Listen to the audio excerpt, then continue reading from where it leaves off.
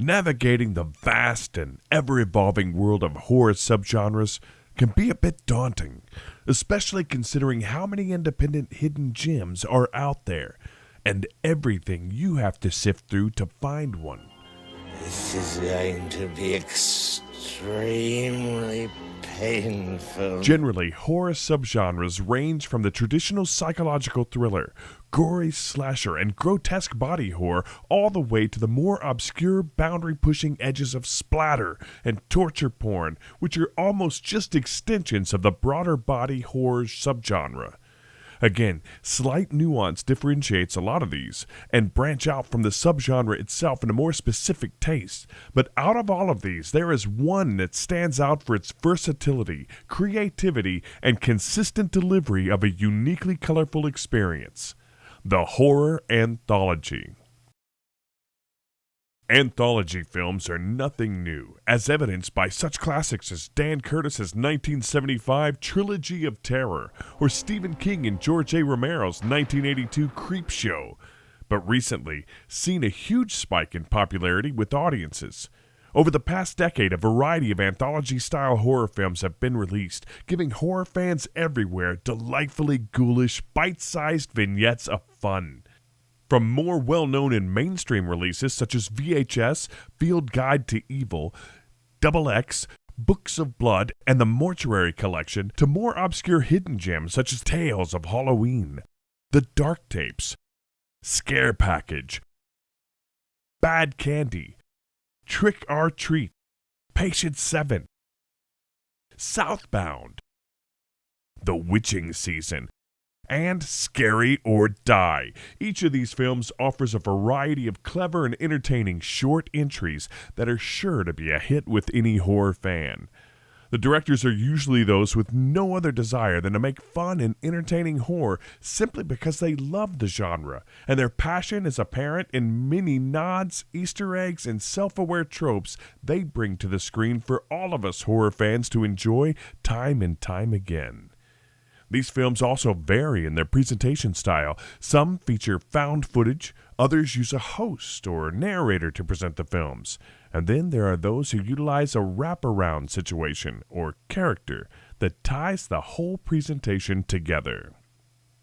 This is Anthology Annex, where we dive deep into anthologies of all shapes and sizes. If you love anthology films, make sure to like and subscribe to stay up to date on all of our videos. The anthology we want to talk about today comes from the Grey House Entertainment and premiered at Death by Festival on October 28, 2017. There are 3 installments, with the most recent premiering this September 30th on streaming platforms. So get ready for even more fun with part 3 of the 1031 series by PJ Starks, the multi-talented Rocky Gray, and Richard Stringham. Just in time for Halloween. You're in for an early treat with 5 more tales from directors Michael Baliff, Jacob Perrette, Brad Twigg, and Zane Hershberger, with a great soundtrack provided by Rocky Gray. Before we discuss the newest edition, however, let's look back on the first 2 to refresh our memories on why this series is just so much fun. Featuring 6 deliciously spooky stories, the tales are connected through the narration and presentation of Malvolia, the Queen of Screams. I have a special sweet treat just for you. I went down. There's nothing more fun than watching a late-night horror show presenter telling campy jokes and hilariously cheesy puns. Here's looking at you, Crypt Keeper, while guiding us through some short spooky tales or vintage B-movie madness. That's exactly why it would have been fun to see more of the gothic beauty Malvolia, Queen of Screams, on screen in general. You're still here? Alas, she only appears in the introduction and doesn't come back around until the end to wrap things up. If there would be one complaint, we'd say we wanted more of Malvolia sprinkled throughout the lineup, being spooky and quirky in an iconic Elvira-esque fashion. The Old Hag, directed by Justin M. Seaman. Get your sleep paralysis demon a snack, because this one you'll want to watch together. This is the story of two young, ambitious filmmakers hired by the owner of a quaint bed and breakfast to shoot a commercial advertisement for her business. Well, I could pay you in advance. However, one half of the duo begins to suspect something isn't quite right with the place. Because, of course, it's not. I mean, is it ever? Yeah, hopefully it was that beautiful money shot I was showing you. What? The atmosphere serves up plenty of chills with solid performances from Nick Edwards, Mitchell Mussolino, and Cindy Maples. I'm gonna go fix my face and make another pot of coffee. The creature design was suitably creepy looking with a decent makeup prosthetics. We didn't see the twist at the end coming, so that made this short even more enjoyable. Trespassers, directed by Zane Hirschberger. Trespassers follows a curious couple on a first date. Yeah, but of all first date films, this had to be the worst one I could have picked. It's Halloween, so they're looking for adventure. What are we doing exactly? Something scary for Halloween, I told you, remember? Jeff, played by Chad Bruns, is new in town, and his date Stephanie, or Sable Greedle, relays to him the tale of a local farm reputedly haunted, where decades earlier the farmer went insane and massacred his entire family with an axe. It's said to have something to do with a creepy-looking scarecrow that was put up on the land. This is the reason why we're here. It's kind of weird being face to face with it, isn't it? Knowing this guy is sort of responsible for the Martin massacre. Observant horror fans will pick up on all the subtle nods to 80s and 90s horror tropes, including the melodramatic acting at certain points and over-the-top kills.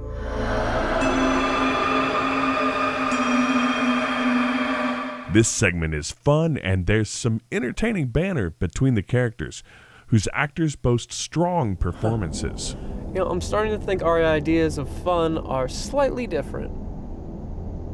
I never said fun. Killing the Dance, John William Holt. The doors are locked and it's time to get wicked. Ooh. Director John William Holt serves up a nostalgia-inducing treat, which is, in our opinion, the most fun out of all the films. It's got everything: roller skates, glitter, a crush, a good soundtrack, a deformed mute boy, a psychotic mother, and a teen girl just trying to survive her shift on Halloween night at the roller rink, while at the same time babysitting her younger, nonverbal brother named Mikey. Hey, Mikey, heard a lot about you, buddy. AIDS, baby. The main character is having a fling with what looks like to be the rink's star roller skater, the two exchanging glances and fleeting touches as she soars around the rink, glitter-painted eyes sparkling beneath the disco lights. We love the ambient feel of the story. It's trippy, playing out like a dream, with long tracking shots that soar around the rink and a psychedelic color palette, lending mood and atmosphere. At first, we were so wrapped up in how great the film itself looked that we weren't sure exactly where it was going, but at the same time, the tension building was well done. The ending is a surprising twist and nod to Friday the 13th, complete with a deformed kid, psychopathic mother hell-bent on revenge, and a final girl. Thanks for skating Kingsway. The Halloween Blizzard of '91, Brett DeJager. Admittedly, this is our least favorite of the segments, and only because of the ending and stylistic choices that we found a little confusing. There's a lot going on here. Basically, it's Halloween night, but due to an unusual snowstorm, trick-or-treating has been canceled. One family is visited by 3 small costume children intent on making mischief on Halloween anyway. These characters are the most enjoyable part of this installment, with their creepy screeching voices and odd behavior as they harass the family for treats. There's also a visit from a jealous Santa Claus.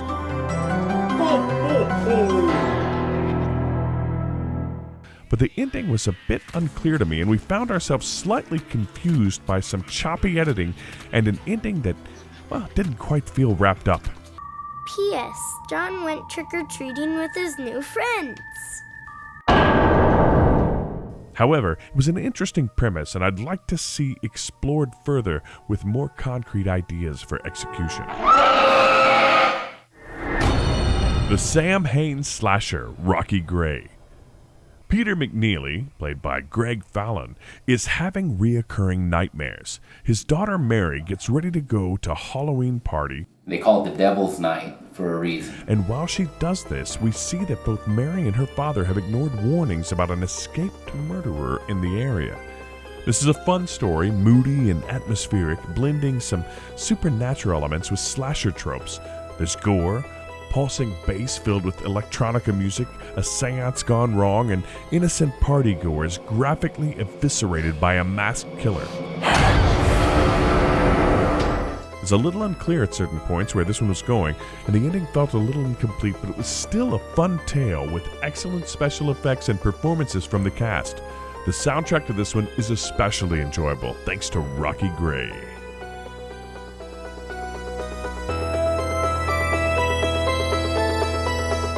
"1031 Part 2, 2019. Opening this second volume are some really funny and entertaining faux trailers for horror films. These include Treaters by Zane Hershberger,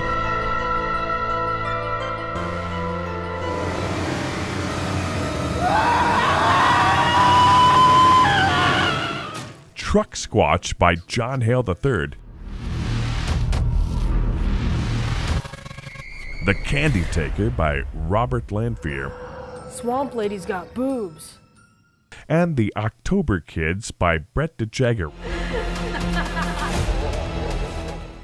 Once again, we are treated to an opener with goth princess Malvolia, Queen of Screams.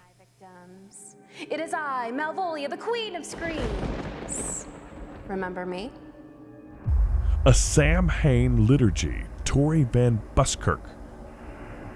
Another unfortunate babysitter falls victim to the wiles of Halloween night as she watches over a strange boy called Tommy.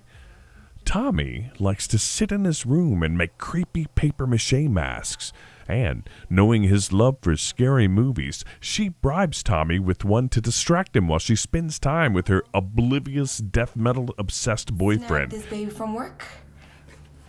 Cannibalistic humanoid from Detroit. And as they listen to the boyfriend's demo tape of his black metal band, they suddenly start to hear noises in the basement. Of course, they investigate, and just like a good horror movie characters, they fail to recognize the imminent danger growling at them from a dark corner. That's no raccoon. By the end, both parties have uncovered a sinister plot and twisted ritual that they're now unwilling participants in. I always knew you were special. This is your birthright. Where you're going is going to be so much better than this shithole of an earth. We have to admit, the ending twist was not really something that was expected.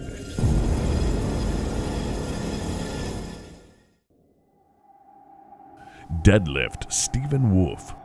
This segment is a slow burn, but it pays off in the end. A disillusioned rideshare driver is working Halloween night, despite protests from his girlfriend who really wishes he would loosen up. But the poor guy just has bills to pay and needs the extra money. Is a mindset, Jeremy. All right, well, tomorrow's the 1st, and I can't pay bills with a mindset, so it's the road for me. Through notes to himself, we find that he has recently been struggling with his mental health and has been quite depressed. After promising to meet up with her at a party later, he's approached by an older, sallow-looking man in a Dracula costume. Good evening. What plays out next is a clever verbal cat and mouse between the driver and this mysterious passenger. The dialogue is surprisingly well written. Instead of the usual vapid filler found in a lot of horror films, a tense conversation unfolds. They discuss monsters. I want to think that the monster here is perhaps a metaphor for the monsters that can haunt our own brains in the form of mental illness. Like a vampire can suck us dry of our desires, dreams, and hopes. There are Excellent performances in this piece by both Tim Robinson and Andy Palmer, and the lighting choices set a beautiful mood for this eerie, tension-filled ride through monster madness. Greetings. You listen to me. Sugar? Apache Hatchet Massacre, Max Groa. It's just what it sounds like, and intentionally campier than a weekend at Camp Crystal Lake itself. Who wants to hear a scary story? A Native American artifact that's been dug up by researchers, one of whom is in a lab coat, and it's too funny. Stirs a vengeful spirit, while in a nearby cabin, unwitting campers are just about to celebrate Halloween. This purposefully wacky B-movie installment had us giggling throughout, and we found it quite enjoyable. The amount of tongue-in-cheek humor and uses of cliché tropes is a delightful comic relief. There's no fucking phone in the cabinet! The actors really sell the hysteria, and it helps add to the over-the-top character of the story. And there's plenty of fun gore to top off the creative kills. After all, we would expect nothing less from the director of 2017's Bong of the Living Dead, Max Groa. Overkill, Drew Maverick. We absolutely adored this short. In fact, it might be our favorite out of all three films. Horror fans will love the clever allusions to slasher tropes and thoroughly enjoy this comical, over-the-top tale of competing murderers. Oh shit. It starts with two young boys arguing over how to best make mischief on this Halloween night. They resort to ding-dong ditching and egging houses. Get up there and ring the doorbell, Jesus. Meanwhile, two psychopathic killers happen to be stalking the same sexy babysitter played by the beautiful Anastasia Elfman and have a lengthy confrontation about who has to claim her fate. Got here first. I am first. And she is mine. The juxtaposition in this killer duo is awesome. One is the silent, tall, hulking maniac with a hockey mask and butcher knife. Nods to both Myers and Voorhees. The other is the BTK-looking type killer we've been familiar with in the real world. Geeky glasses, collared shirts, khakis, talks way too much, and is highly upset by the presence of this clearly physically superior menace that's there to steal his kill. They watch the girl in her skimpy nurse costume dance around the room, while our more nerdy killer makes a passionate plea to this intruder to let him have his kill. It's self-aware, with funny dialogue and a clever premise. Bravo to Drew Maverick, director of Pool Part Massacre, for this lovable, clever Halloween treat. Do you guys know where that high school party is? Proving itself to be another highlight in this anthology is Tori Van Buskirk's Sister Mary. It's sort of a Rosemary's Baby on acid, with elements of Roman Polanski's 1965 Repulsion, in that it focuses on a young woman struggling between loyalty to her faith or her ability to pursue her more carnal desires. The character slowly unravels before us, and a sympathetic performance by Phyllis Spielman as the vulnerable Mary really sells the story. This segment actually brings back our lovable mask-making Tommy from the first film. That's one of my favorite anthology techniques, where the films involved are seemingly unrelated, but connected by little Easter eggs and wraparound characters to hint that these stories all take place in the same universe. Complete with a brutal ending, Sister Mary finishes off this anthology with a bang, or a stab, whichever you prefer. 1031 Part 3, 2023. Once again, we open with some fun, over-the-top faux trailers.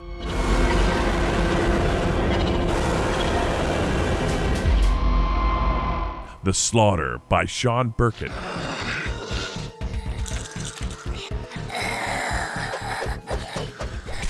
Night of the Halloweenies by Jonathan Patrick Hughes.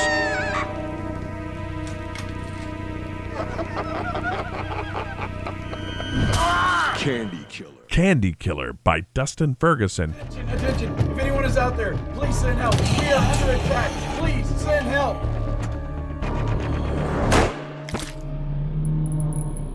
Radio Tower Road by Jed Bryan.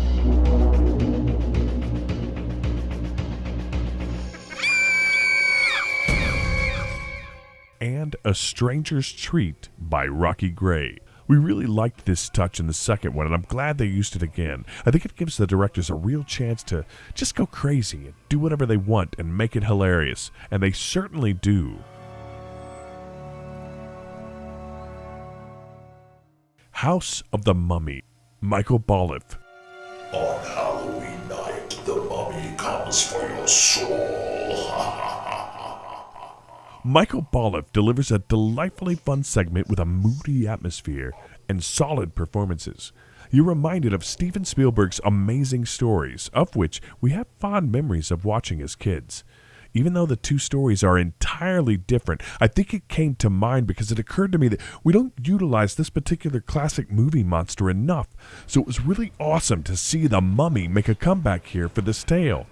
Michael Bolliff is responsible also for another of our favorite horror anthologies called The Witching Season, and seems to deliver a solid story each and every time we see his ideas on screen. James Morris from They Live Inside Us, incidentally also a Michael Bolliff short, brings sympathetic quality throughout this thoughtful portrayal of Wes, a man who's been dumped by his rather whiny, frigid girlfriend, Caitlin, played by Emily Ashby.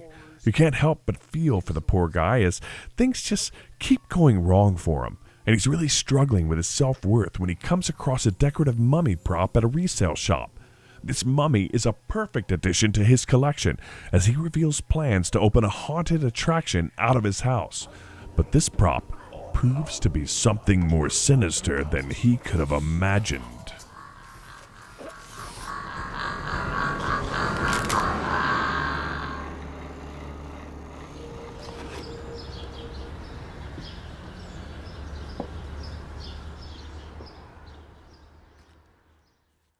The Locksmith, Jacob Perrett. An evil presence stalks a couple in their newly bought home.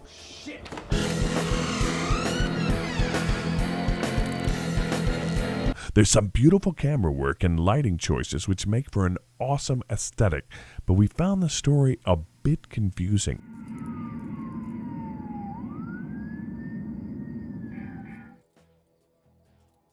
But in the end, we had been so wrapped up in the look of it and its moody attitude, I thoroughly enjoyed watching it anyway.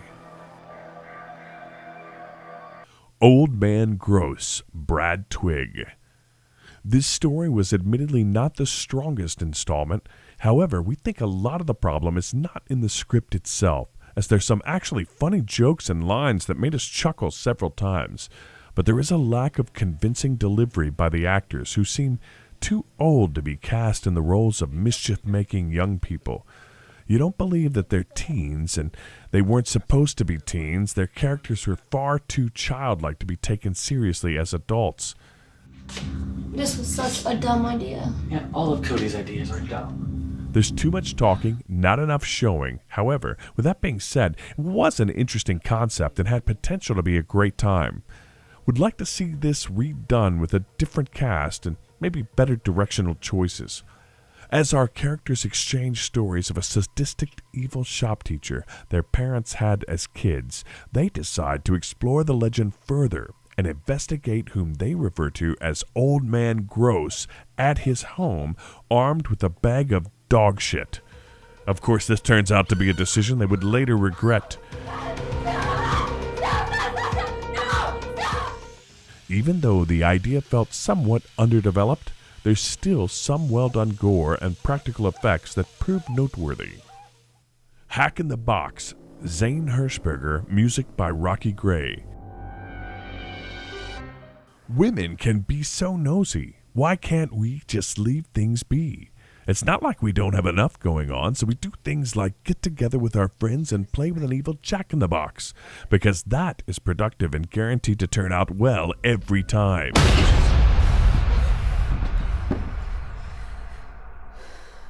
The women in this final chapter find out the hard way that if something is off limits, perhaps it's for a reason. You probably shouldn't mess with it.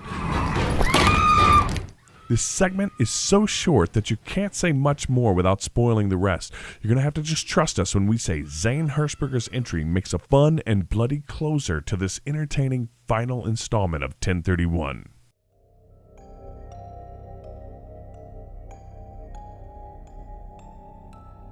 All in all, the 1031 trilogy's strengths lie in its self-awareness, special effects, and top-notch score from Rocky Gray.